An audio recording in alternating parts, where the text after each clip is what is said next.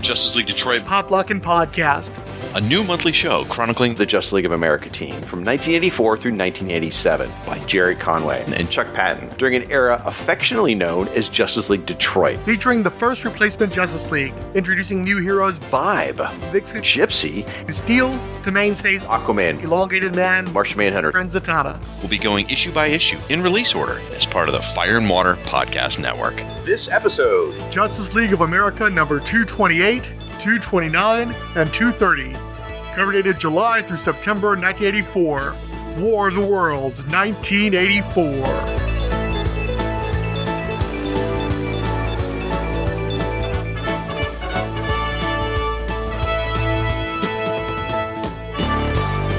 Hello, and welcome to the inaugural episode of Justice League Detroit. a proud member of the Fire and Water Podcast Network. I am one of your co-hosts, the Irredeemable Shag, and today my co-host is an old friend of the Fire and Water Podcast Network, and by friend I mean someone that I really can't stand, but this individual is legendary for his written feedback he leaves on various podcasts. Some might even refer to his comments as slices of his manifesto. Ladies and gentlemen, please help me welcome to the embassy the man who put the crease in the Rolled Spine Network, Mr. Diabolu Frank. How you doing, buddy? Good to be here, Shag. Back in the day, in the 90s, during the big comic book boom, he worked in a comic book shop. He's got like an encyclopedic knowledge of major and minor comic book publishers that consistently astounds me.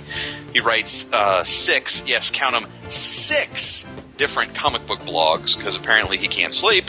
He can crank out something like 20,000 words in like no time flat. I'll give him an idea, and blah, suddenly it's like 5 pages long. It's amazing.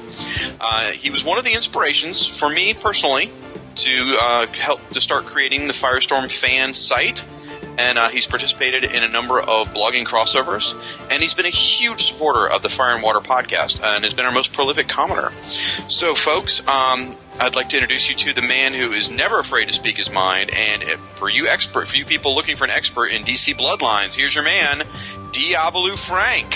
Appreciate you giving me a shout out, and then I have to pay it forward to Rob because Rob was the reason why I started the Martian Manhunter blog. Back in the late 90s, I had a fan site on WebTV, which is a story unto itself, and I'd let that lay fallow for about 5 years. And then I started looking at Rob's blog, and I was like, hey, I could do that. I'm glad to be here, and I hope that I don't befoul it for your normal fans who are probably going to get sick of my voice by the time this show is over with. Frank, why don't you tell the folks at home about your sad addiction and what you do with your computer? You had already threatened me that I had to speak about each of my blogs, so I'm going to try to knock those out as quickly as possible. Started out with the Martian Manhunter blog. It's called the Idlehead of Diabolu. It's called that because I didn't want to have to be the guy who did all things Martian Manhunter. I didn't want to be to the Martian Manhunter what Rob is to Aquaman, what you are to Firestorm. But since nobody else wants the role, I'm kind of stuck in it. But with me, even though I was familiar with the Martian Manhunter character for years and I had an enjoyment of that character, I didn't really become a hardcore fan until the late 90s as an adult. So I kind of come at it at a more critical perspective, I think, on my character. I tend to knock the Martian Manhunter more than you guys will knock your characters. So I kind of wanted to have, it's not a shrine, it's the Idlehead. It's named after a Martian Manhunter villain. So I wanted to have the opportunity to both applaud and criticize the Manhunter and his creators and everything else about him, because there's a lot there to make fun of.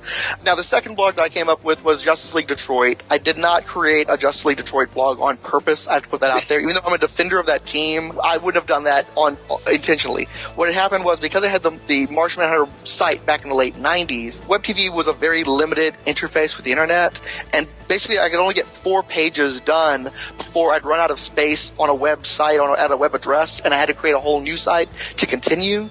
So that's how I was used to constructing the site. So I thought, okay, well, I'll create this Justice League Detroit blog just like I did with WebTV, and I'll put all the Justice League Detroit stuff there, not realizing you have things like links now, and it would be a lot easier to have done that. So I created the blog, and then it was just this vestigial thing. It's like, okay, well, it exists. I better go ahead and keep contributing to it.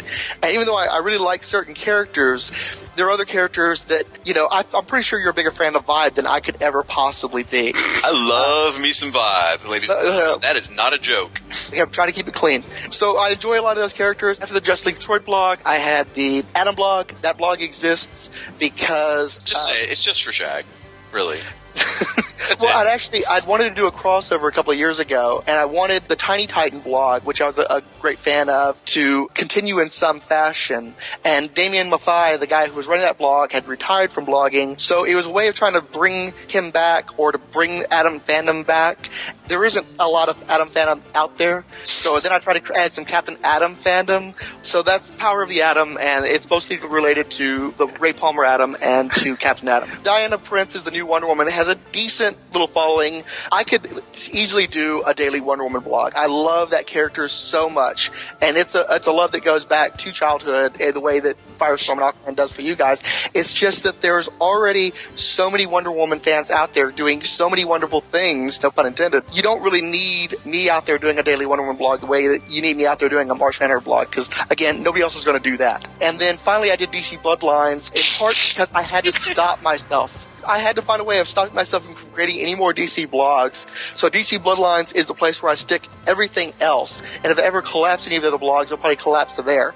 I'd also had these grand visions of doing like a comic alliance of bloggers there and making it a clubhouse for all of us to write about all of our other characters. And that never really happened. So now, again, it's sort of like Justice League of Torch. There's a vestigial quality. There's a couple other guys that kind of knock out stuff every now and again. And then whatever the hell else I feel like dumping up there, that goes on DC Bloodlines. And then finally, to wrap this up, and I apologize to your listeners because I know they're already sick of hearing about this, but I have one other blog called Nurg. That's Nurgh. It's an onomatopoeia. And basically, any other thing that I want to deal with on the planet goes into Nurg. And not a lot's been going there. Mostly been reviews, but just whatever I feel like doing. I'll have a Lord of the Flies. God, I hate Lord of the Rings. I'll have a Lord of the Flies comparison between the movies and the book. And I'll do movie reviews, comic reviews, all that kind of stuff, whatever. Occasionally, I'll delve into softcore videos, which Shag is quite a connoisseur of, from what I understand. You know and there's our blogs. Today, our guest to help us discuss Justice League Detroit is none other than the comic book writer and co-creator of that entire era, Mr. Jerry Conway. Now, for me, some of you might know that I spend most of my time online promoting the character of Firestorm the Nuclear Man. Now, Jerry Conway is the co-creator of Firestorm, so through my Firestorm activities there, I was fortunate enough to interview Jerry 5 or 6 times over the past decade or so. Jerry's always been wonderful to chat with and an incredible guest. Now, this Justice League Detroit discussion we had was an absolute blast, and I think you're really going to enjoy it. Now, before we get to the interview, we do need to thank our sponsors. Folks, this episode of the podcast is sponsored in part by InStockTrades.com. InStock Trades is your best online source for trades, hardcovers, and other collected editions, all for up to 42% off with free shipping on orders of $50 or more.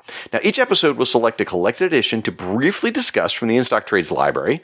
This time out, I wanted to pick something that has some Jerry Conway written Justice League issues in it, so I picked Justice League of America, A Celebration of 60 Years. Now, this is a 448-page hardcover, and it collects a whole bunch of issues from the Justice League history, including the amazing Justice League of America issue number 200, which is written by Jerry, which is phenomenal, and Justice League of America annual number 2, which is the very first issue in the Justice League Detroit era. So altogether, this book is, as I said, 448 pages. It normally retails for $29.99, but you can get it for 42% off, so only $17.39. That's a heck of a deal, folks. So for this and all your other trade paperback needs, please visit InStockTrades.com. We also need to take a second to thank you folks at home who support our Patreon, because running the Fire and Water Podcast Network is challenging with so many shows and all the online hosting and fees and all the various services that it requires. So when we started the Patreon a while back, you guys really stepped up, and we sincerely appreciate it. And without you, we wouldn't still be on the air. So our thanks to all of you who support the Patreon. If you're enjoying shows, please consider supporting us by visiting our Patreon, which is patreon.com/FWPodcast, and consider supporting the Fire and Water Podcast Network. And at certain tiers, you get thanked on your show of choice, just like these folks. So our thanks to Bill Beer, Chris Lewis, Danny Dowell, David Ace Gutierrez, Devin Clancy, George William, Gord Tolton, John Ross Haynes, Mark Baker Wright, Martin Gray, Matt Ev, Maxwell Traver, Mike Zemkowski, Roger Preeb, Rudy Castillo, Sean Ross, and Tim Price. Again, please visit our Patreon at patreon.com/FWPodcasts. Now, if you want to join the conversation, get out on the social medias and share your thoughts.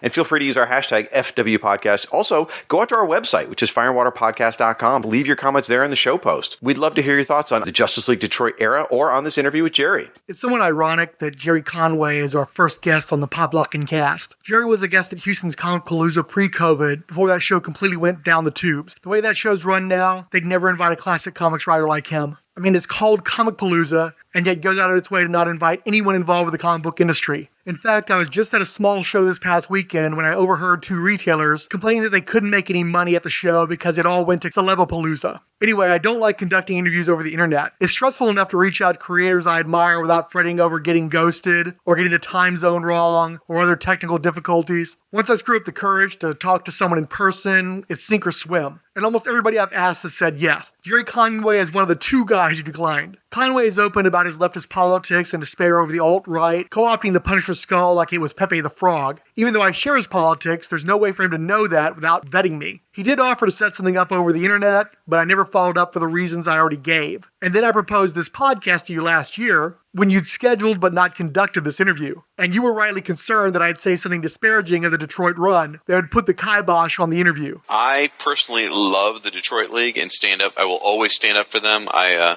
mentioned what my first issues of Justice League were, but they immediately preceded me jiving in and reading the Detroit League on a monthly basis as it was coming out. And I still love that team. And I agree, there's certainly some storylines that didn't go the direction they could have. But I like the concept. I even like the characters. You know, ridiculous as Vibe is, there's a nugget of a character there that could even be salvaged today, I think. Except for his name, his powers, and his personality. I think you could.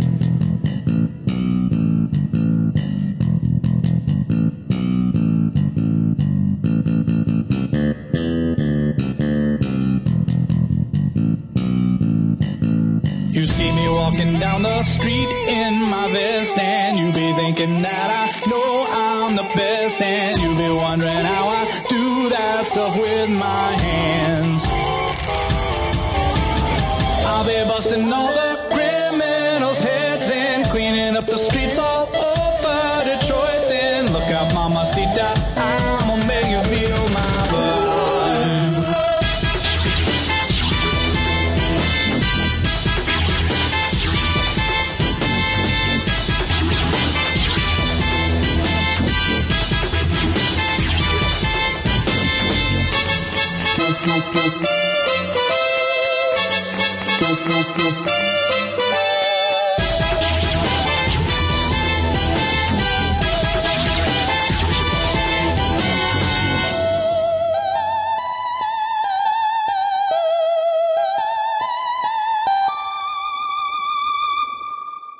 But now, with JLI Podcast experiencing breakdowns, you are terrified of the prospect of no longer having a Justice League podcast to edit. With the Podlock and Cast alternating every fortnight with JLI, you'll now have 3 League books to cover each month. This is sort of the 0 episode to set up the change in status quo. And then we pick up in May with the episode 0B, covering where Superman and company were off to, before starting issue-by-issue coverage with the annual in June. And of course, we have long-range plans. Once JLI Bwahaha podcast ends, this show's engineer, Rob Kelly, will co-host Justice League Spectacular Podcast, longing as he was for the more serious stories of Dana Jurgens and company in Justice League America and Justice League International. And we're getting an early start so that I can transition to hosting the Justice League Task Force Impossible Mission Cast, while Vera Wild makes the return to podcasting with the Justice League Extreme Cast. With these and even more shows in the works, I'm proud to announce to our listeners that they can look forward to Shag never going another day without working on some form of Justice League podcast for the rest of his natural life.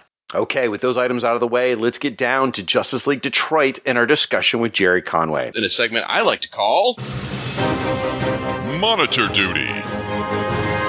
If you're unfamiliar with Jerry Conway, he was one of the most prolific comic writers of the 1970s and 80s.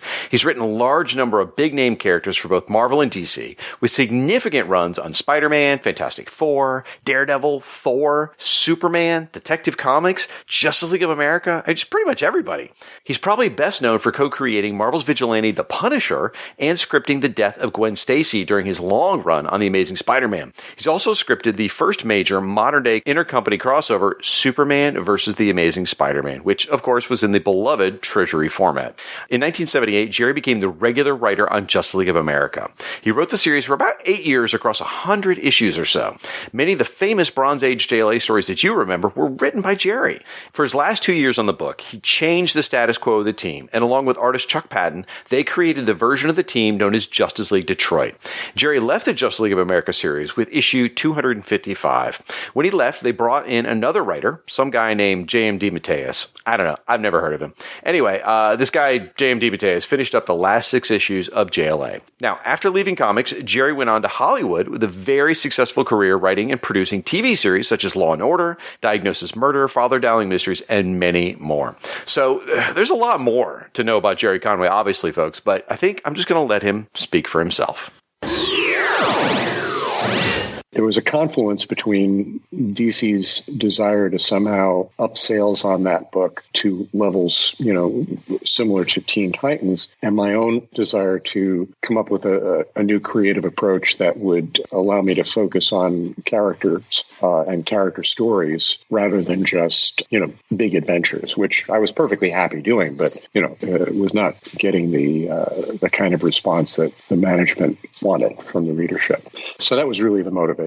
Well, I find it kind of interesting. To me, it's a little bit like a snake eating its own tail because, here you are, you created Firestorm, which was, sorry, folks, I'm a Firestorm guy. I'm going to have to mention it. Anyway, you create Firestorm, this Marvel character basically at DC who brings this younger dynamic to the Justice League. And then, you're doing this with George Perez. And George Perez is doing the Firestorm backups as well in The Flash, and these become very popular. Then George Perez moves over to Teen Titans with Marv Wolfman. New Teen Titans, very modeled in a lot of ways on a Marvel superhero team. Mm-hmm. Then the JLA starts chasing the Teen Titans, who I feel like it kind of secular with you introducing Firestorm to the team with George Perez, and that kind of ends up you guys are all chasing it yourselves, it feels like. Well, yeah, and one of the problems at DC was that they really didn't know what they were doing editorially, and have never actually. No, and that's not necessarily because they're not smart people.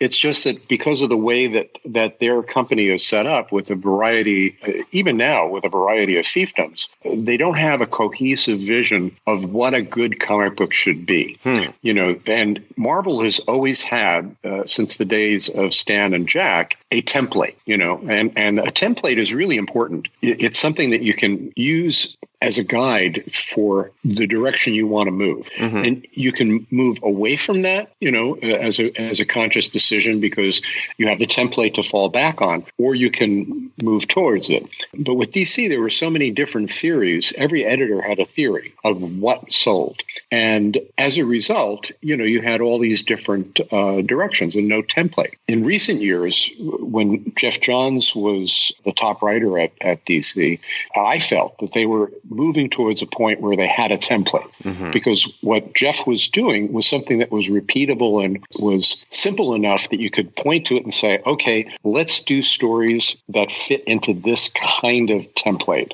And as a result, you could have a fairly consistent, if the editorial staff was willing to actually follow it, you could have a consistent type of DC story, and it would have been effective. Mm-hmm. But we didn't have that. So when I was doing my book, I was trying to do my take on a Marvel template. When Marv Wolfman was doing his book, he was doing his take on a Marvel template.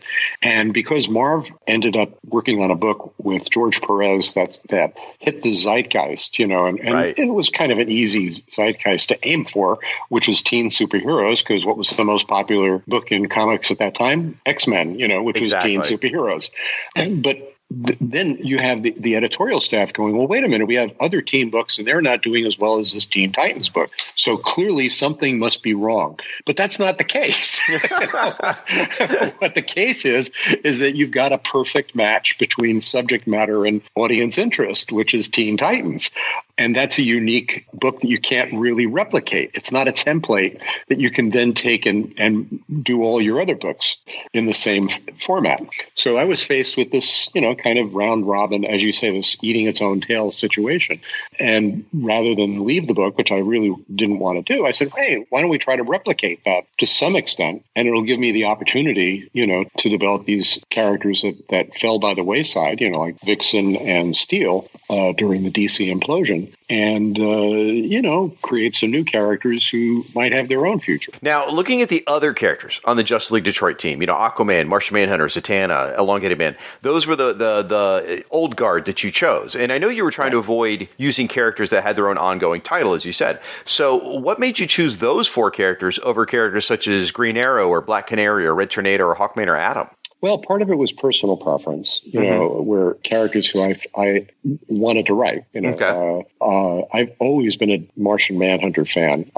Since reading Secret Origins, the first Secret Origins giant-size comic, which I had never heard of Martian Manhunter, you know, and then I read this origin story, and it had so much pathos and so much interest. I was like, oh, wow, I want to read more about this, and realize, oh, this is the character that's in Justice League, you know, who was not interesting. You know, the Martian Manhunter in the Justice League always seemed to me to be like, why is he there? You know, Gardner had no idea what that character could be, but the character that was presented in the Secret Origin story had such pathos. I thought, I got to write that guy someday. You know, I wanted to write him. And Aquaman, I'd been a fan of that character when he was rebooted by Steve Skates and Jim Aparo under Dick Giordano with a terrific continuing story line that's been reprinted recently, you know, in some omnibus editions. Yeah, The Search for Mara is great. Yeah, just great stuff. And the first time that character was taken seriously as an adult superhero. So I felt he and Mara and their story was interesting to me. Elongated Man, always a personal favorite. I just loved Ralph and Sue. And nothing has distressed me more than what happened to those characters as a result of one of the crises. Oh, we just pretend that didn't happen, actually. Don't worry. Yeah, I'm a big fan of Brad Meltzer. I totally get where he was coming from, you know, and I will never forgive it. Right. All of those things are true, you know, so it's just one of those. He killed Sue and Ronnie Raymond in the same comic, so there you go. Yeah. And you know, just such a horrible, you know, it's all just so hard. It was just so horrible. Ugh. And then Zatanna, again, another big favorite of mine. I fell for that character when she first appeared as a visiting character in Julie Schwartz's superhero comics, you know, in that terrific little miniseries of, you know, her looking for her father and encountering different superheroes along the way. And I thought, oh, she's great. I think I was the one who brought her into the Justice League. I believe so, yeah. Yeah, so I just always liked her character. I liked the idea of a sorceress. A magician, you know, brings a certain power that you don't have otherwise to a group. And it just made sense to me. So it was a difference. You know, it was sort of like, who do you want to write? You know, Green Arrow and Black Canary, I liked writing them. You know, I did a couple of series stories of them. But I felt like Denny O'Neil really owned those characters as a writer, and there was nothing more I could say about them. And Red Tornado, it felt like that would have been, I would just basically be doing the Vision, and I didn't really want to do that. So it just, you know, as I say, personal preference. And the idea of Sue and Ralph to contrast with Aquaman and Mara, you know, here's a happy couple, here's an unhappy couple. There you go. Here's an alien who, you know, feels alienated literally from the world. I was doing the best I could at the time. And that pretty much sums it up. Well, all right, I've got two quick comments. So first off, for those of you at home who may not have read the Justice League Detroit era, first thing you got to know is you may hear people say all the time that Martian Manhunter's always been the heart of the Justice League. That is not true. Not until the Justice League Detroit era. That is where Martian Manhunter truly became the heart of the Justice League. And that's all down to Jerry. Then those of you that love Sue Dibney in Justice League Europe, that is also down to Jerry making her an active character rather than just a support character that Ralph mentioned once in a while. She became an active character during this era. So again, props to you. All right, folks. Well, this is the part of the show where I get to sit back, pop a cold one, and relax, and something I like to call Character Spotlight. This is where the guest is asked to share some thoughts on one of the characters from this issue. Not really an origin recap, but more where the characters were about in the DC universe when this story was going on. Now that we've got your listeners on the hook, I'm going to talk to them about the Martian Manhunter for a few minutes, because it's important to know what War of the Worlds 1984 meant to the character. John Jones' Manhunter from Mars, created in 1955. It was a sci-fi crime strip. As we talked about before, crime was big in the 1950s. Sci-fi was never as big as people seem to think it was in comics, but it was still worth noting, and they were doing a lot of comics at that time trying to exploit, hoping for crossover appeal with the sci-fi movies of the time. For the early years, it was basically a plainclothes detective solving fairly mundane crimes using secret Martian powers. It wasn't until around 1959 that he actually began to take on the affectations of a superhero, and that was because Julius Schwartz had become known for bringing back the superhero. He had brought back the Flash, Green Lantern, and it was progressing from there. And so looking to bring back the Justice Society, we had the Justice League. And at the time, Mort Weisinger was very possessive of Superman, and editor Jack Schiff was very possessive of Batman. So even though people like to talk about the Magnificent Seven, really the Justice League was 5 heroes. Martian Manhunter, Aquaman, Wonder Woman, Flash, Green Lantern. And the Martian Manhunter was in that Superman role. And when you think about how many teams were formed off the template established by the Justice League, the Martian Manhunter was one of your first strong guys. He was your Superman guy who you could rely upon if nobody else could to save the day. So that really made him more of a conscious in the reader's minds. I think that he would have been very much a footnote in history had it not been for him getting shoehorned into the Justice League for another reason than he had a lot of powers and could stand in for Superman. But eventually, Superman and Batman did join the Justice League, and for that reason, Martian Manhunter was slowly pushed out of the book. Martian Manhunter had also been in Detective Comics for a number of years without really significantly affecting the sales. At that time, Batman was kind of the bottom rung of the headlining DC heroes. He really wasn't selling well at all. So he decided, Julius Schwartz is doing such great things with the superhero revival, let's give him the Batman books. They did that, and Martian Manhunter was shown the door. So around 1964, the Martian Manhunter is already getting pushed out of the Justice League, and now he's in a new anthology title, House of Mystery. But in retrospect, that was very much a stopgap measure, because even though he got a few covers out of the deal and he was a headlining hero, he almost immediately lost that cover slot to the new feature, Dial for Hero, which I think that was the basket in which they're putting most of their eggs. Hold on one second. He was in House of Mystery? Yeah. Was he introduced by Kane or Abel or anything like that? That was House of Mystery when it started. It was DC's watered-down, kid-friendly version of the type of stuff that EC was doing. Right. But after all the Wortham business, all the horror got shut down. So they were basically doing silly sci-fi type stuff with it, maybe a little bit of bug-eyed monster type stuff, but there weren't any Cain and Abel. That wouldn't come in until the 70s. In fact, Cain and Abel were the guys who evicted the Martian Manhunter and Dial for Hero from the book. Oh, okay. Yeah. Anyhow, the Martian Manhunter strip, as I mentioned before, started out as sci-fi crime, progressed into superhero. When that wasn't really working, and because House of Mystery already had an established format, they kind of recreated the strip for this new book. So the Martian Manhunter was always a Martian Manhunter. He had his sidekick Zook, who would help him with adventures,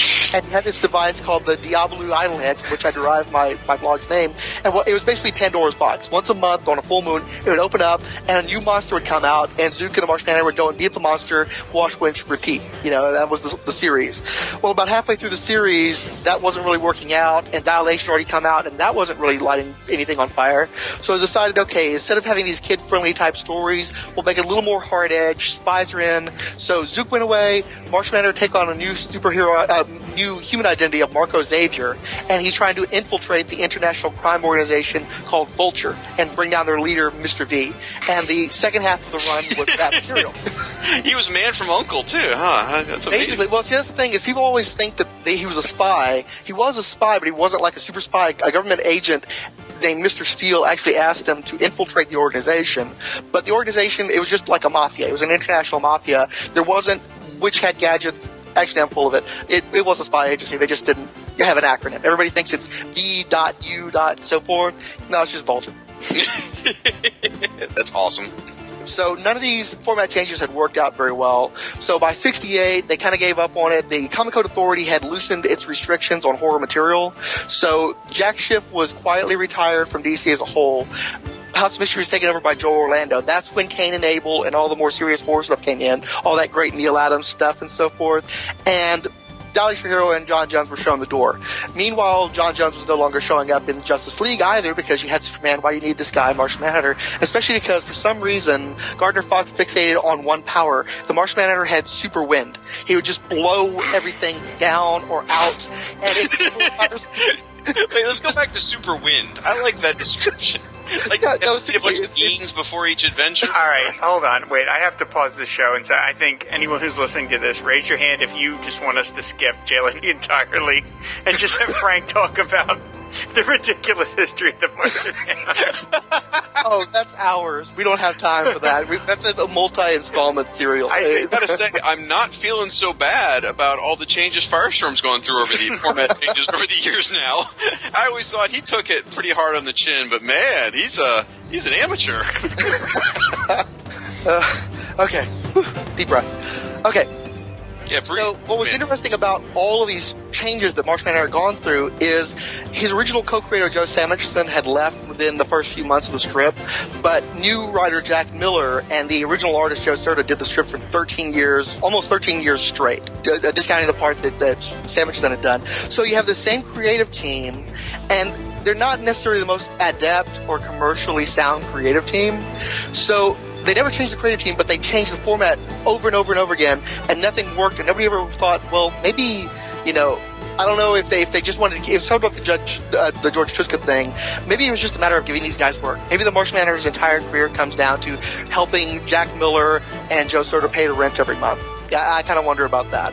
So 68, they're both out of work. Joe Serta goes off and he does a bunch of work for Dell. Jack Miller kind of bounced around for a little bit, and then I think he ended up passing on in the 70s, if I recall correctly. 69, Denny O'Neil goes ahead and writes the Martian Manhunter out of the Justice League after he'd already been summarily dropped without any explanation. People kept writing in and asking, so he's like, fine, I'll tell you what happened to the Martian Manhunter. He goes off to Mars. Mars has been blown up by a new, heretofore never mentioned nemesis named Commander Blanks. By the way, there's also racial warfare that we've never brought up before on this planet against the greens and the whites. So with Mars gone, the Martian Manhunter is sent off to find his people who, there's a small rocket ship, they loaded them up with as many Martians as they could, and the Ark went off to the stars, and Martian Manhunter basically is leaving to go find his people, and they left that cliffhanger hanging for about 3 or 4 years. And then when they finally resolved it, they had a new planet, Mars 2. The Martian Manhunter was going to be the leader of the planet, and goodbye, Martian Manhunter, for the next decade and a half. We're done with you. We're tired of you. You haven't worked out. You're gone. Can we officially call it Mars 2 Electric Boogaloo? Is that okay? I prefer Mars 2 The Quickening. It was more like Mars 2 Suck Harder, honestly. Martians are awful. Martians are the worst alien race. If you go back to the original stories, think about it. Most alien races, they come to Earth, and they've got these great big spaceships, and they're coming to conquer us, and we're a bunch of monkeys running around. That's not what happens with Mars. What happens with Mars is that one Martian gets drawn to Earth by the superior Earthling technology through teleportation. He lands here, and he's like, oh, dang, Martians don't have rocket ships. I'm going to be here for a while. He doesn't try to reverse it. He talks about maybe he'll try to reverse it. He doesn't work that out for years. The Martians never get their rocket ships together. They never come to pick him up. They only managed to build that one rocket ship that they loaded everybody up on to shoot off the stars. These guys have terrible technology. And another thing is the Martian Manhunter joins the Justice League, and thanks to this retroactive continuity, why doesn't the Martian Manhunter gather the Justice League and go and beat Commander Blanks and stop Mars from getting blown up? The answer is that Martian Manhunter got off that stinking rock. He had no desire to go back, and he just wanted to kind of leave them to fend for themselves because they're just a terrible people. They're jerks, as we'll find in the 1970s. These guys go to Mars too, right? Well, it's a rock. Martians come to Earth, they get all these cool powers. Martians on Mars really don't have powers, and then Martians on other planets have greatly diminished powers. So obviously the thing to do is, well, you go to Earth, it's the next planet over. You got a rocket ship, point it at Earth. But these guys don't have the sense to do that. No, they shoot off to another solar system. They land on this rock. There's nothing on this rock. It's just nothing but rock. And so what the Martians do is they don't build up this rock. It stays a rock the entire time Mars 2 exists. One of the points of the story that we're reading is that it's a rock 15 years later. They haven't done anything with it. And then they finally decide, let's go to Earth and conquer it instead of doing something with this rock. And they never had any advanced technology, so what happens is they devolve into barbarism. They're running around with swords. When they finally find inhabitants to the planet, what do? They decide to try to kill the inhabitants and take their stuff.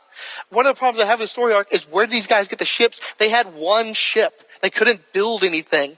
Martians are terrible, terrible characters. They're terrible aliens. They're inferior to humans. And the whole thing with the Martian technology that was supposed to jazz the Watchtower, I'm pretty sure Martian Manhunter just claimed Erdell's technology and said, yeah, it's Martian. I don't think he did any of that stuff.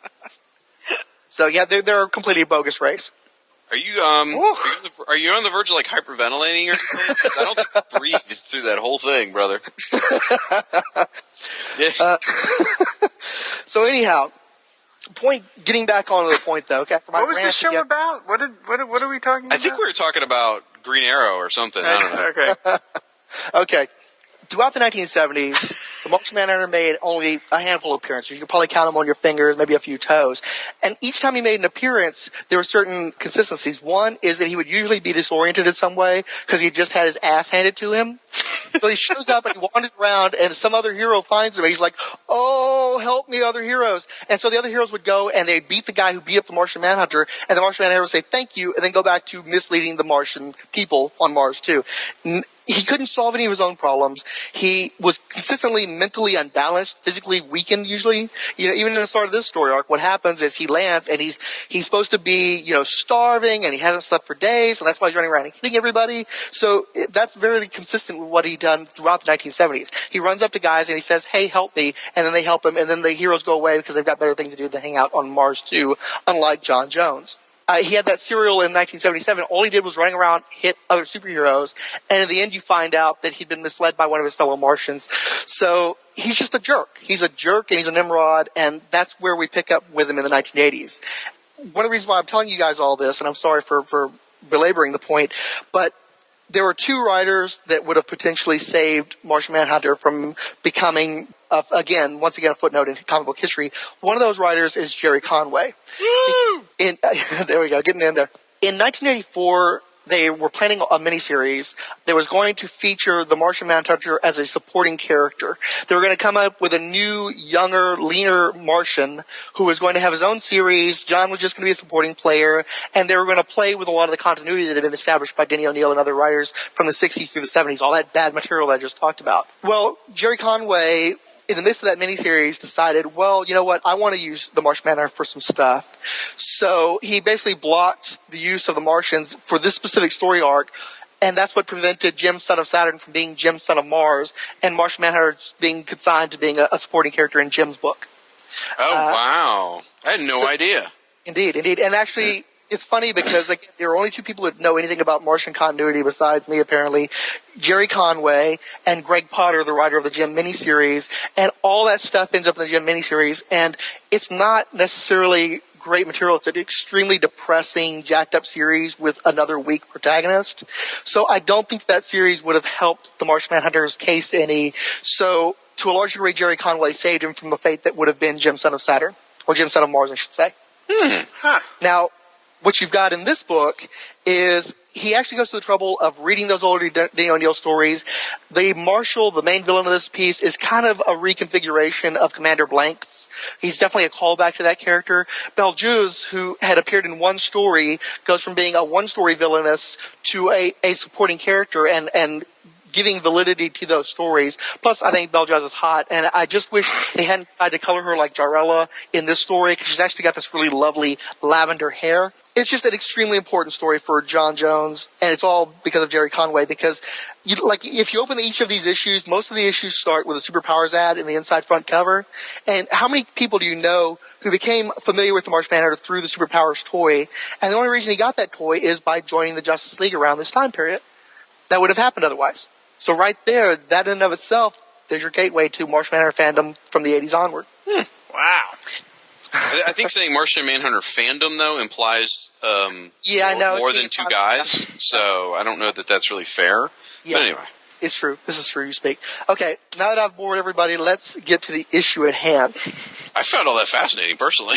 But we are going to move in now to the issue we are going to talk about. Justice League of America number 28. Cover date July 1984. According to Mike's Amazing World of Comics, on sale date of April 5th, 1984. Cover price is 75 cents. Cover art is by Chuck Patton and Dick Giordano, featuring Martian Manhunter coming out of water, smacking Aquaman as the rest of the Justice League looks on. The Martian Manhunter is back with a lot of angry Martians on his tail. War of the World was by Jerry Conway, George Kuska, and Alex Nino. In 1961, Vostok 1 orbited the Earth. Dying Mars took no notice. In 1963, Project Gemini yielded the first Terran spacewalk. On Mars, a grim decision is taken, and a once-great race prepares for a strange exodus. In 1969, Apollo 11 landed on Earth's moon. On Mars, as before, no notice is taken, for now, no one is there. In 1976, Viking 1 lands on the Red Planet, confirming some scientists' fear that Mars is, indeed, a dead world. In 1984, an abandoned and neglected Viking II found new life on Mars, or rather was found by it. After an effective 2-page build-up, the action began, as John Jones piloted a wounded spacecraft toward the blue world that was once his home away from home. 2 of the Marshal's hunters were in pursuit, but by seeming sheer will, Jones managed to maintain his lead. The Hunter commander demanded that the traitor be stopped before reaching his allies, and despite the love they once shared, Hunter 2 privately vowed to kill John Jones to this end. Aboard the Justice League of America satellite, Aquaman was the first to detect the approaching vessels. Black Canary, Green Arrow, Red Tornado, Elongated Man, Firestorm, Zatanna, Hawkman, and Hawkgirl were swiftly called into action. Barely missing collision, the JLA followed the invaders down to terra not so firma. His ship destroyed by Air Force missiles, John Jones splashed down in the waters near the Statue of Liberty. Aquaman dove in to investigate, but was brushed off by an escaping figure from the wreckage that he was able to recognize through telepathy and a scant vision before it turned invisible. An old friend who seems to have turned into an enemy. The League had presumed that he was still with his fellow survivors in another star system, resettled on Mars 2. Speeding away on some unknown mission, an overzealous nuclear man tried to steam the Martian out of the water, only to be chastised by the fairer winged wonder. John's our friend, Firestorm. Something's driven him to act desperately, but he's still our friend. Hawkman surmised that he had been running for days without food or sleep, and even without the hot foot, Jones soon collapsed into Shiera Hall's arms. Jones was taken to the United Nations to recover, where the disbelieving UN secretary heard the League's tales of Commander Blanks, causing the blue flame of Mars to rage into an inferno that rendered the world uninhabitable. Jones explained that 3 Terran weeks earlier, he determined the true fervor of the Red Brotherhood, a nativist, fascist collective of mostly young militiamen seeking to abandon their subsistence existence on Mars 2 to return to their home planet. Months earlier, a masked ally named Challenger had found and destroyed the Viking II rover on a pilgrimage to Mars, and the charismatic, genetically engineered militant leader, the Marshal, would use his intrusion as pretext for an invasion of Earth. So convincing was he that even Jean's lover Jean had her simmering anger weaponized towards a successful takeover bid against the current government within the week. Forewarned by his investigation, the sleuth from outer space evaded the imprisonment and death that befell resistors, and managed to escape in a scout ship. Shortly after recounting these events, a warship appeared outside United Nations Plaza, and the Challenger emerged. This being offered to accept humanity's surrender, so that they could be interned in camps for a single generation as a sign of Martian mercy. The Manhunter from Mars called out this plot of slow genocide, but was in no condition to resist at that time, as Earth was afforded one day to answer to the Marshal's terms. I've often written the DC Comics house ads featuring the covers to this debut, and the final issue of this arc were among my first, if not the first, exposure to the Alien Atlas. You should have no doubt that I wish the interiors matched those glorious Martian images rendered by Patton and Giordano. But I was still happy with the initial chapter of the tale that, as announced on the cover, brought the Manhunter back to comics. I was reading some of the letters page, and it sounds like the editors did consider this, or at least the build-up to what they were about to do, a big deal. So I think they really did understand that this story's purpose was to tell why they were going to get to where they were going to be. So I think they considered it a big deal. Okay. I mean, certainly the covers... for me, these are some of the most striking covers of this era of the JLA. I mean, I'm probably biased because it's part of when I started Crisis on Earth Prime and had that cover treatment. Well, the third part of this crossover, the cover treatment's very similar with the heads around it. So when I was first buying JLA comics, the first JLA comics I ever bought was the Crisis on Earth Prime. I happened to pick up this comic in the same shopping trip, thinking it was part of the crossover, just because of the cover treatment. And so then I immediately went back and picked up the other one. So these are actually some of the first JLA comics I ever read after Crisis on Earth Prime. And I don't know, to me, they're huge, and the covers are just awesome. Many months ago, longtime listeners of the Fire and Water podcast may recall I said that the name George Tuska should never be mentioned on this show. And this is a good example as to why. I couldn't stand the art in this issue. Drove me crazy. I mean, here you've got this amazing cover by Chuck Patton. You've got all this great interior, build-up and everything. But the art just is a letdown. Tell me I'm wrong here. I don't think sci-fi is actually his problem.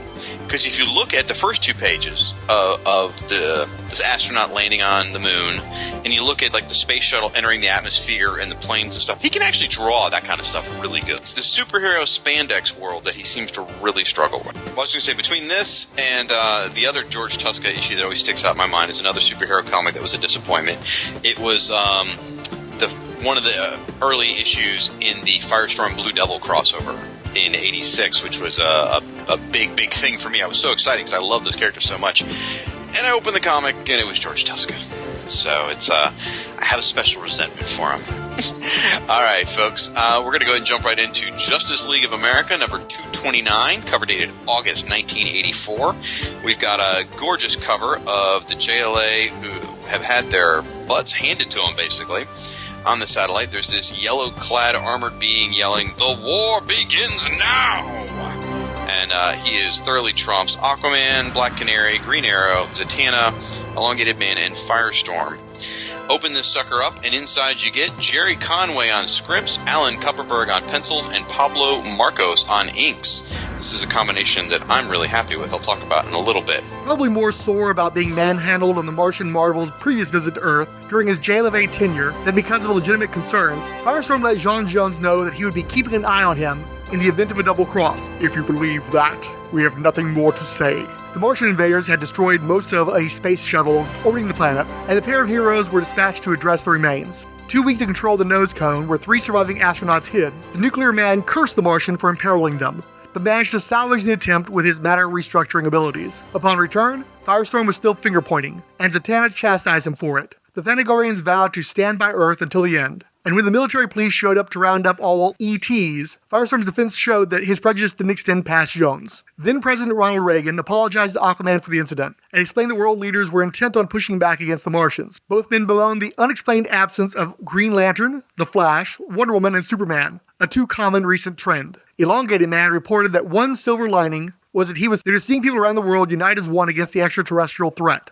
I got to go back to this Hawk dialogue in this thing. I mean, the Hawks are so weird in this issue. Like, they show up after Firestorm and Martian Manhunter show up after saving the space shuttle. You know, and Hawkgirl's like, "You made it, and you didn't need our help after all." And Hawkman's like, "Still, I'm glad we 3 were waiting for what? What the heck? What? Why were you glad you were waiting? You know, you could be out helping the world, but no, thank goodness you're here at the military base." But don't think that bit about Carter Hall watching soap operas. What in the hell was that about? Yeah, I know. I mean, they're in the middle of they're getting ready to have a war. You know, Aquaman's taking time for a bath, and he's talking about soap operas. Like, what the heck? Where did that page come from?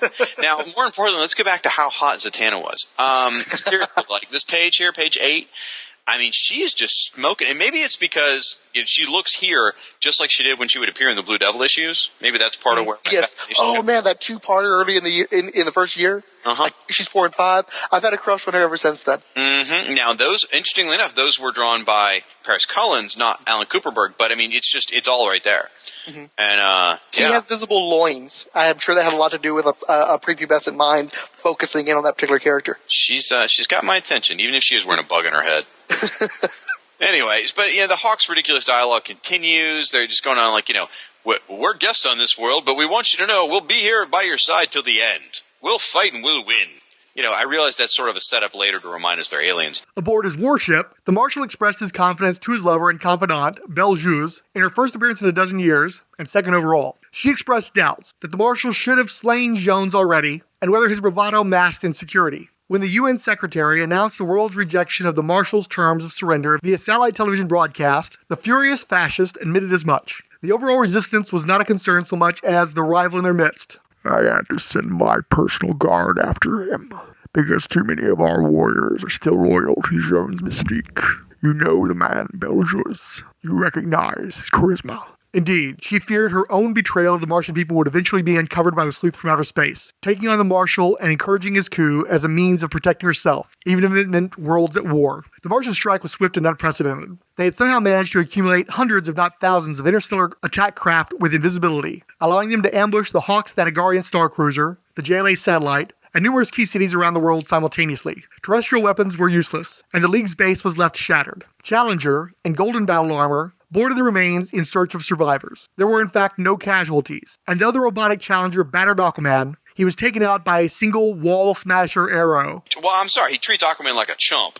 He picks Aquaman up, throws him against the wall, and then it gets taken out by a single arrow from Green Arrow. What is up with that? Insanely powerful strength, can, lift a building or lift a truck without any problem at all. All this stuff, and an arrow took the guy out. One arrow to the back. Now, I'm kind of surprised there's still air inside the space station after it got broken apart earlier, but whatever. Firestorm still distrusted the Manhunter, and took out a trio of actual Martian invaders while searching for him. Finding Jones donning a spacesuit, the nuclear man assumed the alien Atlas was abandoning his allies. Silently swatting the nuisance aside, the Manhunter climbed into a League spacecraft, fired upon an exterior wall and flew off. Firestorm was left to fend for himself in the ensuing explosive decompression. War of the Worlds 1984, Part 2, Bitter Ashes, was by Jerry Conway, Alan Kupperberg, and Paul Blum Marcos. Going back to his underappreciated Blue Devil run, Alan's been my favorite Cup brother, and a welcome relief from Tuska. It's still jarring how completely Challenger was redesigned from one issue to the next, but I'd assume the second pass was closer to the desired vision. Maybe the Marshal had a point about needing to take over. Since the last time we were on Mars 2, his people were still living in tents waving swords, and now they have an entire armada? As for Jones's pronounced charisma, I wish that had been present enough in any of his solo series to have kept any of them going for longer than a few years. I do like this story, especially its rare care for Mars 2 continuity, but it needed more room to actually demonstrate the Martians as the threat they're spoken as. Plus, all those Marshal monologues undermine the attempt to create any doubt in the reader's mind about the Manhunter's loyalties. By the way, the UN Secretary technically should be the Secretary General, who in 1984 was Javier Perez de Cuellar, although perhaps they got confused and thought he was his eventual successor, Kofi Annan. I gotta talk about the art real quick. First of all, obviously it's a big relief after the George Tuska issues, and for me personally, Alan Kupperberg and Pablo Marcos is a great combination. I really enjoy them. Alan Kupperberg drew a number of Blue Devil issues. Well, after Paris Cullins left Blue Devil, Alan Kupperberg eventually became the full-time artist. So I was born and bred here, on Alan Kupperberg artwork, and then Pablo Marcos inked the very first issue of Blue Devil, which was, as we said, done by Paris Cullins. So it's almost like a good blending of Blue Devil worldness in this issue. So it made my heart soar. It was a good transition out of Tuska, too, because Kupperberg has these kind of big, thick, blocky characters. So even though it seemed like a much a prettier version of Tuska to some degree, it wasn't as shocking a change as it would have been if, say, Chuck Patton had come back. I like that as well. Justice League of America number 230 had a cover date of September 1984, on sale date of June 7th, 1984. The cover was once again by Chuck Patton and Dick Giordano. I think it is a contender for one of the best Martian Manhunter covers of all time, and I think one of the best Justice League covers. The story was called The Concluding Chapter, War of the Worlds 1984, Part 3, Blessed is the Peacemaker, by Jerry Conway and Alan Kupperberg, this time working on his own. The breathable air was sucked out of the environment within the JLA satellite. I do like, I gotta mention, and looking at the first page, I love how everyone's being sucked out through the atmosphere, and there's a giant photo of Superman, Batman, Wonder Woman, and Green Lantern getting bapped around in the wind as if to say, ha ha, we're not there. They did something kind of similar, too. I think Mark Waid did it after Judgment Day, which, again, we get to bring up the Overmaster and his cadre. But, yeah, after Judgment Day, when you had the schism where they decided to spin off, two different Justice League teams. You had the Task Force, you had Extreme Justice, you had Extreme. And one of the ways that they showed the schism was by having a picture very similar to that, and it's cracked, and the Martian Manhunter sees it, and he kind of tossed it off to the side. It's like, oh, man, those days are gone. Yeah, they were. Belgius convinced the Marshal to have his warships destroy the space vessel that caused the explosive decompression aboard the satellite before it could get too close, and the Martian Manhunter could be positively identified to prevent his potential martyrdom. Hunter Commander Jin overheard their conversation while eavesdropping aboard the command ship, The Vengeance, but could only look on in horror as her former lover seemingly died a second time before her eyes. Well, he also managed to get by 20 other Martian ships without a scratch. The Hawk's Guardian Star Cruiser had been completely obliterated by laser fire, leaving no trace. The chairman of the Presidium of the Supreme Soviet, Konstantin Chernenko, swayed President of the United States Ronald Reagan to deploy their combined nuclear capabilities against the Martian Armada. 9 key international military bases had already been leveled by the invaders. All was lost. Well, about that. As demonstrated by John Jones before his departure, the League had specialized spacesuits aboard the satellite that allowed the heroes to use their powers while protected from the ravages of space. The League ambushed Martian troops that explored the disabled satellite. I love the way they did the spacesuits. It cracks me up. It's just, they're bizarre and very specific. Hers has got the fishnet, but then Zatanna's is just clear. An elongated man apparently just has a helmet. Hawkgirl and Hawkman had maneuvered their ship's warp drive to evade fire and retaliate. Jin wielded her credentials and the stun setting on her pistol to take out 3 members of the Soldiers of the Red Brotherhood. Stealing a scout craft, she found that John Jones had once again been miraculously thrown clear of his ship before its destruction. When roused, the sleuth from outer space was relieved to learn that the full attack upon Earth had not yet begun, and that there was yet time to stop the Marshal. Jin still believed in her leader and their mission, drawing her pistol on Jean, who despite no outward resistance, insisted that she would have to kill him. Tearfully, Jin let go of her quest for Martian glory, as well as the grip on her laser. Well, I take it the other side, is that she pulls the gun on him and he says, basically gives her a choice. The only options you have are let me go or kill me. And it's like, I'm sitting there looking at him like, No, just shoot him in the friggin' knee. Blam! Where are you going now? Just as the Hawks prepared for their final stand, the Marshal placed his order. This day, we will write in fire on the pages of Martian history. Technician, open a channel to the entire fleet. I wish to speak to all my warriors. This was the moment the Manhunter from Mars, having made his way aboard the Vengeance, had been waiting for. The challenge of a duel before the entire Martian race, who could already plainly see that John Jones had not fled like a coward, as the commander had claimed. Bell whispered, "The eyes of the fleet are upon you, my leader. Kill him now, prove him a weakling, and you are untouchable." The Marshal literally ripped off his shirt and assailed the man he'd framed as a traitor. Despite his genetic enhancements, the Marshal struggled against his foe, and used an invisibility technique outlawed for millennium in duels of honor. Bell insisted, "What matter? The Marshal is above the law." After more blows were traded, the Marshal tried to two-handed choke Jones to death, but the alien Atlas picked him up by the midsection and smashed the militant headfirst into equipment, leaving the Marshal out cold. Belgius defied this result, grabbing a pistol from a soldier with the intent to kill Jones herself. However, Firestorm had recovered from his last brush with Martian muscle and pursued the Manhunter, only to use his powers to save John from Bell's blast. Firestorm, there's a couple things I want to mention on his page, where he comes up out of the wreckage and decides to go avenge the Justice League.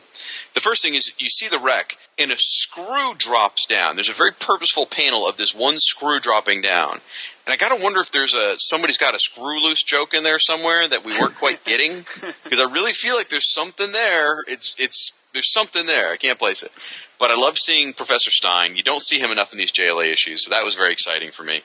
And then the revelation that apparently Firestorm can breathe in space, that I don't remember at all. Because, I just reviewed Green Lantern Circle of Fire, and he sure needed oxygen there. So I'd have to go back and look if there's any other instances of Firestorm breathing in space, but I don't recall any. Jones ordered the Armada back to Mars, too. The Soviets and the U.S. stepped back from probable nuclear winter. All seemed to be right, except the fleet would be leaving short one Martian marvel. As Aquaman observed, his people don't want him. His presence would be a constant reminder of their humiliation. Jean showed them that they'd sold their hearts to a madman and a coward. The Marshal betrayed their faith in him, and John Jones forced them to face reality. And that's something a nation can never forget. While not as embarrassing as to be defeated by the slightest hint of a flammable, the Martians proved pushovers when faced with non-powered heroines in fetish gear kicking them really hard in weightless space. I still like the story, and I love the Pat and Giordano covers, but the illogic and mere lip service paid to stakes make it fold before the slightest critical analysis. None of this material makes it into post-crisis continuity, so my buzz over the observance for Bronze Age Martian history is further harshed by none of this having happened in canon going further than a year out. Well, it's not like this thing's getting collected in a trade paperback, so... It totally should be. It totally should be. I know that I've mocked it, but you have to understand, it's like a B-movie. When you think about it, even Star Wars, which this obviously parallels, is something of a B-movie. You enjoy pointing out its problems and its plot holes, but you also enjoy watching the plot holes as they unfold. You enjoy the wackiness, you enjoy... there's still enough on the screen, on the page, to keep your attention. Right, I didn't realize what chumps the Martians were until you started talking about it. I'm like, yeah, that doesn't make a lot of sense. Well, the story really needed a fourth chapter, because everything got wrapped up a little too quickly and easily in this chapter. No, I think fourth would have been too much. I think 3 was just right. But I agree, the chumpishness of the Martians is pretty evident once you notice it. There's so many things I love about the story, and it's still so much fun. I love the pi symbol on the Martian Manhunter spaceship. I really do love the art. Even the Tuska issues are pretty neat, but the Kupperberg issues, they're just, I don't know, it's just, it's polished. The figures have great weight to them. I love the political guest appearances. These guys are very intense-looking characters. There's a lot to love about the series. It's just there's also plenty to make fun of. I will say that I think Kupperberg's art was better in Part 2 when he had Pablo Marcos as an inker. In Part 3, he's doing his own work, and I feel like it's just, I don't know, Pablo's just got a really clean line, and Alan, well, he's a very, very good penciler and does a great page layout. I'm not sure he's the best inker. Well, and you got that 2-page spread that Marcos inked, too, with the spaceship that has all that fine detail. That's very winning. That was part of that build-up. As you see the spaceship is so big, it's so impressive that you think it's going to really do some serious damage. And that's why it's kind of a drag in the last chapter where you never really get to see it do the kind of damage it seems like it's capable of. Speaking of spaceships, I got to mention, I mentioned it in my recap, but the Martian Manhunter little rocket sled he's in from Justice League America on the side. That looks like a superpowers toy just that didn't get finished. I mean, that's want that. awesome. I wish I had that. They're great looking books. As a Martian Manhunter fan, this is one of the only times that they've taken years of continuity and put it into one story, where with most Martian Manhunter stories, it doesn't appear that anybody's actually read a Martian Manhunter story before they wrote one. So it's a wonderful credit to Jerry Conway, took that effort. It's a great visual story arc. And they blew up the Justice League satellite. After this, you go right into the annual where they blow up the Justice League, and you have the start of the Detroit era. Everything begins to change at that point, because about halfway through the Detroit era, all of a sudden Grim and Gritty gets really big, and they turn the Detroit team Grim and Gritty, and they kill them all off in a wonderful story arc, a great story arc. It all really begins here, because the book was clearly running out of steam by my reckoning by this point, and you needed to have this big explosive finale for the satellite era because it just wasn't working anymore. It just didn't have traction, and they'd just gotten Chuck Patton, who's a great penciler, who I think could have taken that book to wonderful heights if given the opportunity. Unfortunately, he then began to start drawing Vibe and Gypsy and a lot, and that probably kind of hurt him a little bit. There's a lot to this story. There's a lot to recommend about this story, and if you put it together with the first Justice League annual, it really is an epic. It's just it stops a little bit short here because the Martian threat isn't what it should be, and a lot of the permanent changes don't occur until the annual. But this reading material is fairly essential. I find sometimes you go into things with diminished expectations and you can derive more pleasure from them. So if you build it up, and then you go in there and you start noticing the flaws yourself, it's going to hurt your enjoyment. Go in there expecting a B movie and you'll enjoy an excellent B movie. Well, I think you're right about it being essential reading for these three issues combined with annual number 2 is essential reading for Aquaman and Martian Manhunter fans. It really is. I don't know if it's essential reading for Firestorm fans, but certainly it doesn't hurt anything, for Firestorm fans to read it as well. I'd say it is because it's kind of a last shining moment for Firestorm and the team, and it's sort of like what I was just talking about with the Martian Manhunter. A lot of people probably got exposed to Firestorm because of the Justice League. You don't really know that he would have gotten his own solo series if it wasn't for the Justice League, and you don't know if he would have been able to sustain it without their guest appearances and without that connection. And this is where he severs ties with the team. So it's a pretty important Firestorm story as well.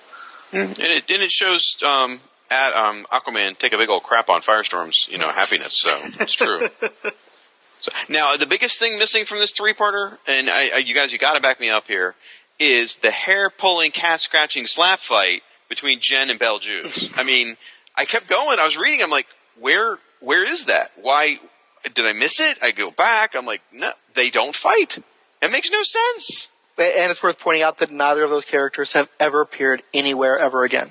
Well, they're both a couple of unpleasant women. Actually, Betelgeuse is pretty awesome. If you read her first appearance, she's got the whole 60s hottie thing going on where she's full framed, she's got the cat eyes, she's got the lavender hair, she's seducing the Martian Manhunter, she's trying her best to mislead Superman. Superman has to put her in a chokehold over the course of that story.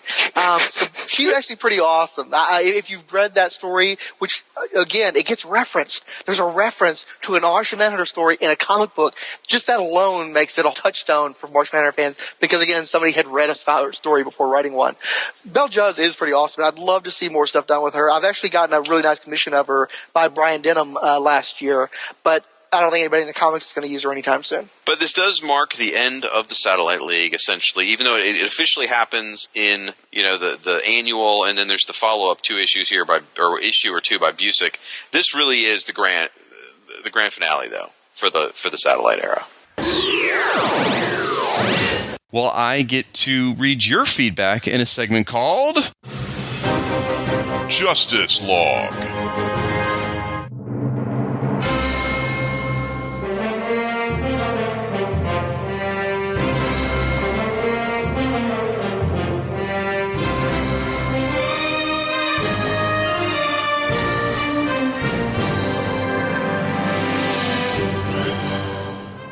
It was my turn to put together the social media for this episode, and I had a heck of a time, because we weren't using hashtags back then. Ultimately, the easiest route was to work backwards from JL May 2016 forward to the final 2019 edition. And boy, those were some swell get-togethers. Wouldn't it be neat if we had another JL May someday? Now, we're going to take a quick podcast promo break. Just when you thought it was safe to hear a podcast promo.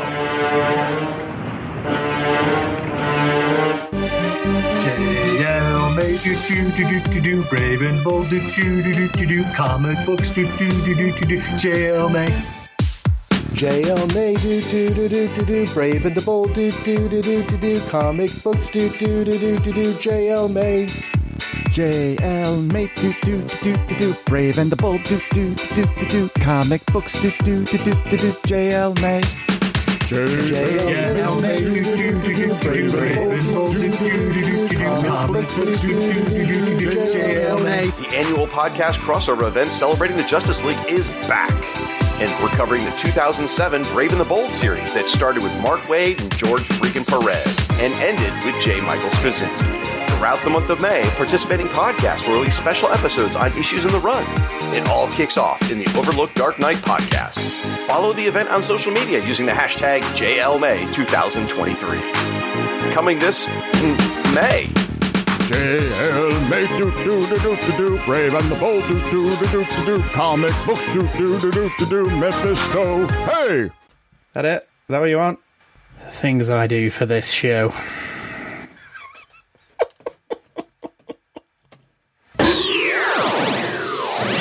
Okay, folks, we're back from break. All right, now this is the part, as we do every episode, where we thank everyone who shared the show on their social media, either Facebook or Twitter. It's a long list of names, surprise. However, these folks showed their support and helped promote the show. So for me, it's really, really important because, I'll pick someone out of the random. Clinton Robinson, it's the only time he's going to be mentioned on the show. But you know what? He helped promote the podcast, and I appreciate that. So here is a list of everyone who helped promote the last episode of the show by sharing on Facebook or retweeting on Twitter. Now, you could be on this list next month. All you got to do is hit share on Facebook or retweet on Twitter. And this time, we've got nearly 70 people to thank. So our thanks go out to Aaron Moss, who added, follow the Blackest Night storyline over in Rolled Spine Podcast. Adriano, the Bat Pod, Between the Pages blog, the Blog of Oa, The Brightest Day, Chris at Bat Books for Beginners, Clinton Robinson and his Comics and Comics podcast, and Fan Films Fridays podcast. Who added, JL May coverage keeps on rolling along. Cosmic DM, Del Dracula, Doc Strange, the Dr. DC podcast, who added, more Blackest Night goodness from the good folks over at the Idlehead of Diabolu. Ed Moore Jr., Eugene R. Hendricks, voice actor, home studio, Fanholes podcast, Firestorm fan, G.I. Joe headcast, Green Lantern Ace G, I'll Be the Light in the Dark, Guillermo Perano, The Hammer Strikes, Random Geeky Stuff, History of Comics on Film, Hicks But Look for Flanger in the Refugee Camps, Jerry Whitworth, Just Julio Raul, Cristados, The Lantern Cast, who added, oh damn, y'all are in for it now. Diabolu Frank has joined the JL May fray with The Idlehead of Diabolu, covering more Blackest Night material for the 10th anniversary. So stick your brains under the racing torrent of knowledge about to consume every inch of your sanity. Laurel, Lee Wanang, Longbox Crusade, Luke Dobb, illustrator, designer, creative soul, Madhu Karitharan, The Malliard Report, Matthew Chad, Max Romero, Nerdfix Strangers, The Phil Factor, Professor Frenzy, Rad Adventures, Randy Andrews, Randy Caldwell, who added, I love Diabolu Frank's reading of Black Hand's Black Lantern Oath, Warlock Thanos podcast, Richard Field, Ross Machad, Sage, Sean Ross in the Secret Wars and Beyond podcast, Seth Comic, Siskoid, Slangward Scott, Talk Nerdy to Me, Tim Price and his Outcasters, Batman and the Outsiders podcast, Warlord World, Willie Yarbrough, Xenozoic Xenophiles, and Zachary at It's Mr. Zachary. Finally, a comment on the blog credited to Martian Manhunter said, excuse me, I love this page. Is one of the few Martian pages still alive. Oof. All right, well, my thanks to all of you for your support of this podcast. Your feedback, seriously, it's such a critical part of the show. You're absolutely fantastic because I love the rapport we all have. I love our community. So anyway, if I've forgotten or missed anyone this episode, I am terribly sorry. Please let me know, and I will include you in the next episode. And keep those cards and letters coming, folks. Our website is fireandwaterpodcast.com. Leave your comments on the show post there, or head over to Facebook or on Twitter. And my thanks to you, the listeners, for such a great collection of feedback. Thank you for deciding to join me. I love these Justice League comics so much, and I'm hoping we're going to have some fun with the podcast. All right, folks. Well, I think that's going to do it. Thank you so much for listening. I guess we'll sign off with this is Detroit Pop Locket Podcast.